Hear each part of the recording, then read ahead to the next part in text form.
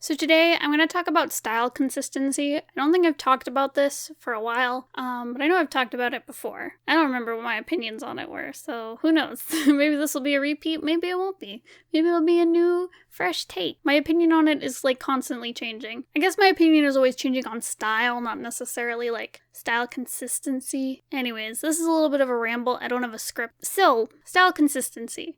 I get a lot of people who ask about it saying how do I keep my style consistent? Or they'll say I feel like every time I draw, my style is different.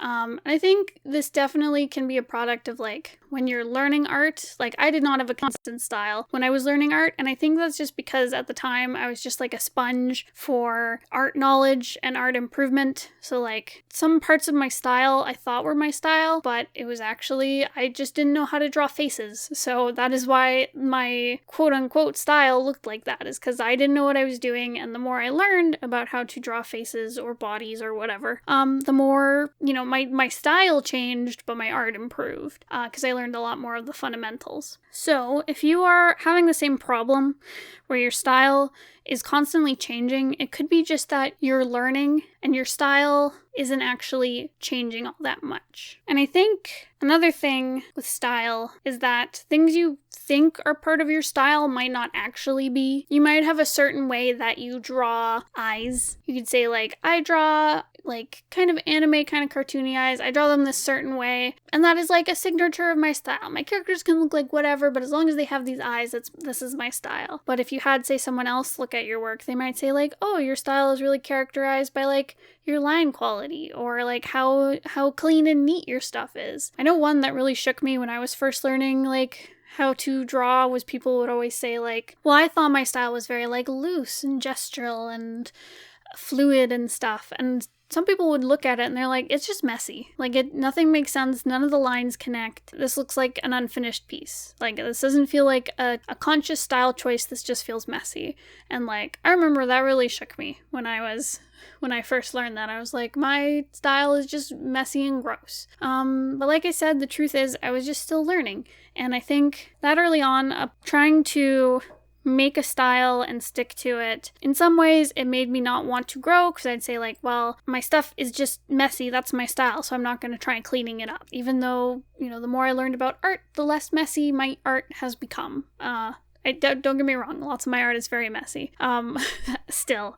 But your style will change as you learn more, and I think that's okay. And I think it's damaging to try to create a style, especially early on when you're learning, and think that you have to stick with it. And I get why people worry about this, because when you think about, say, the artists you really like, you might think of their style and how distinct it is, and it's they can post a piece of art wherever and you don't even have to see their name attached to it. You're oh, I know that. That's by so-and-so. And you're I want to be like that. I want to have a really recognizable style. I don't want it to be like anyone else's. I want it to be really pretty and I want people to really like it.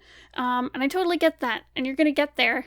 And you might already have that. But you might not be conscious of what your style is exactly. And I think you also need to question how important that is in the grand scheme of your work. Because on one side, I remember hearing I remember in art class always being told you don't want to have you don't want to be stuck in a certain style, because when you're looking for work as an artist, you want to show how diverse your style is, so that you can join, say, any studio and jump in and do work for them and match their style. And don't get me wrong, that's very important, but I don't think either approach is wrong.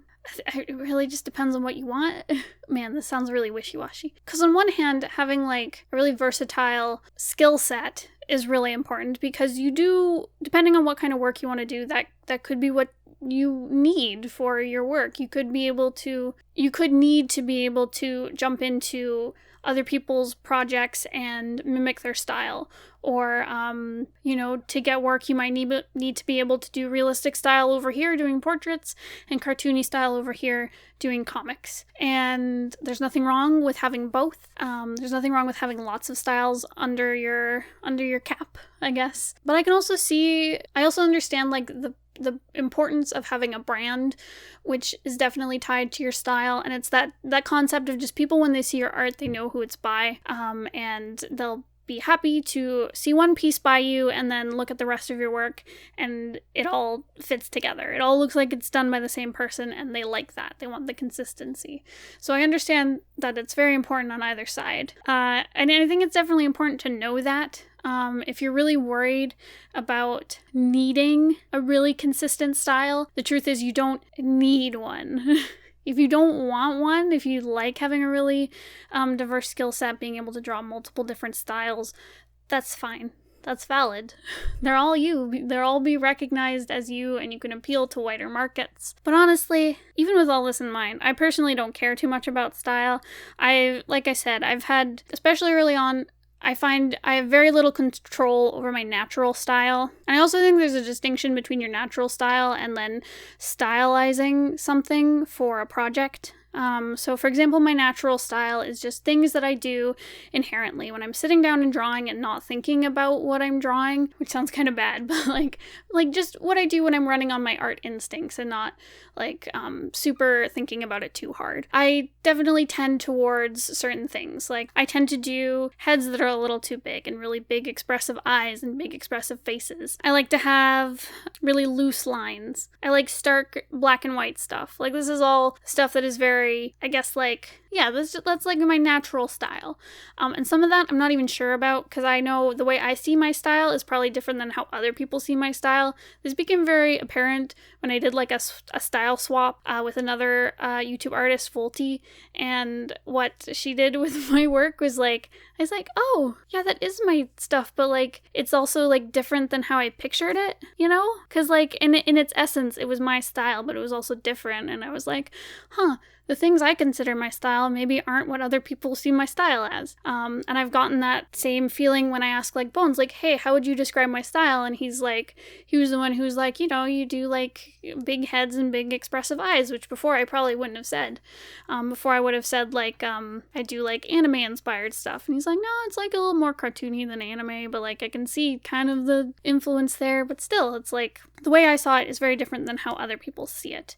So that is like natural style. It's just something that comes to you naturally. I don't think you have a whole lot of control over it. And I think you will have a through line in your work, no matter how inconsistent your stuff feels, because of that like natural part to it. You can push your style and draw characters who maybe look entirely different, but they can still feel like they're done by you because of that inherent style.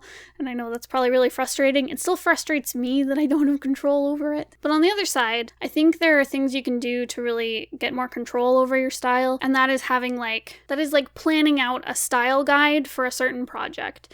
So for example, with my comic The Magpie, the style guide for it is like stark black and white, you know, not heavy line work, but like heavy use of like line and black and white contrast. And, we set out a certain style for how the actual magpie monster works and how she breaks panels, certain guidelines for like, how do we express different colors in a really limited palette of like black, white, and maybe a couple gray tones. So for example, like how do I show that this character has red hair? How do I show this character has blonde hair, etc.? So those were like really distinct style choices that I made when I went into Magpie versus when I went into my other comic, The Scourge of Ninepoint. I wanted to do something very different than what I'd done with Pretty Mouth and Magpie, which had very similar style guides. For example, with Ninepoint, I was like, I want to do a lineless thing. I want to do like, instead of relying on my line work to show shape and volume, I want to use just color and shading and rendering to do that. And so both these works are still my style. They have, I guess, like the way my characters express comes through, movement, composition, like all these things are things that feed into your style. So they still feel like they're comics done by me, despite the fact that I have made very different stylistic choices for those projects. And I think that is definitely a way that helped me define my inherent style to myself, and realized what is actually consistent in my style. And it also really helps to have a chosen style guide for a project, so that you can push yourself to diversify your characters. For example, instead of drawing the same character, your default character, over and over again, you can push your characters to all have very different shapes, have different shape language to them, push the way you use colors. You can use different color palettes and contrast levels than you normally would. As long as you set up these like really defined rules for this one project, everything else inside of those can change dramatically. So for example, those like character shapes, and it'll still come through as belonging to the same project because you've set up these rules around them. So I think that'll really help figure out how to diversify your style. I think it helps making a project consistent, because that can be really frustrating when your style changes partway through a piece of work. But at the same time, in webcomics, I think that's also totally okay. Your style at the beginning of your comic, no matter how much planning you do, your style at the end of the comic will be very different. And again, it's just because you've learned to improve your work, and there's nothing wrong with that. And it'll change, but it's also a really cool record of how far you've come as an artist, and I think you should really like embrace that and enjoy it, because once, like, it really sucks when you're at the beginning, because you might feel like, oh my god, the things I did last week they really suck, and I want to go redo them because now I'm better, like even just a few weeks later. But you gotta just leave it, and when you're at the end and you've got like 500 pages and you look back at your cruddy first few pages, you're gonna be like, wow, I've come so far. I'm so awesome, and you're gonna feel really good about yourself. So yeah, changing in style is not necessarily a bad thing. I think your style, no matter what, will become more refined as you practice art more. And I think that's really important and really cool. And this is my rant. I hope it is sensical. It helps. Yeah, if you're really struggling with inconsistency, just set some ground rules for whatever you're working on, whether it's character designs or a comic design. Set down some guidelines, stick within those, and everything else you can go crazy and really push yourself to challenge your style. And hopefully that helps. And you can also show your work to your friends or to a critique group and say like, hey, how would you define my style? How do you define my work? And that can give you some pointers about what is like inherently in your work, and maybe shatter some misconceptions you had about your own stuff. So yeah, I hope that helps and was not confusing. Again, I do not have a script. This was very off the cuff, and I don't know if it makes sense. But I'll see when I'm editing it. Actually, Bones will, because I think he's editing it. Hey, Bones. So this weekend, Bones and I will be at Vernal Equinox in Toronto, where we will be selling 9-point books, the comic I mentioned earlier. So if you are coming to Vernal Equinox, we'll be at table 69 in the dealer's room. Come say hello. We'd love to talk to you and meet you and high five or something.